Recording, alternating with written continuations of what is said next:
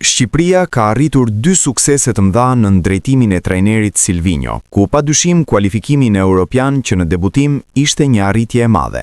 Për pak, Shqipëria do të shkonte edhe në botror, por ëndra për në SBA u ndal në mes, duke qenë se kuqëzint u eliminuan nga Polonia në gjysmëfinalen e play-offit. Silvinho nuk ka qenë ai trajner që ka pëlqyer të ndrojë shumë lojtar. Në ciklin aktual të kombëtares së Shqipërisë, trajneri Silvinho ka ndërtuar një skuadër me strukturë të qartë, ku një grup i vogël lojtarësh ka mbajtur peshën kryesore të ndeshjeve, ndërsa pjesa tjetër ka pasur rol më të kufizuar ose nuk ka marrë fare minuta. Të dhënat e grumbulluara tregojnë një ndarje të fortë mes titullarëve dhe atyre që presin ende debutimin. Në krye të listës së lojtarëve me më shumë paraqitje në këtë cikël qëndrojnë emrat që kanë qenë më konstantët në përfaqësuese. Kristian Aslani dhe Mario Mitaj kanë qenë ndër më të aktivizuarit, të ndjekur nga Nedim Bajrami dhe Tomas Strakosha, të cilët kanë pasur rol të rëndësishëm në ndeshjet kryesore.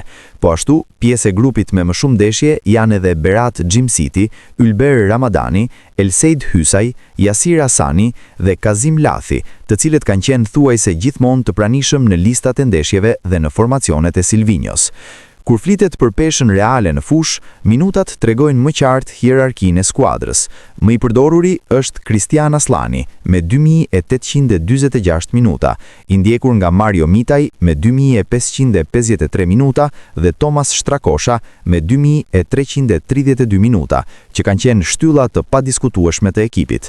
Në vijim renditen Nedim Bajrami me 2202 minuta, Berat Gjimsiti me 1957 minuta, Ylber Ramadani me 1883 minuta dhe Elseid Hysaj me 1870 minuta, të cilët përbëjnë boshtin kryesor të skuadrës së Silvinhos.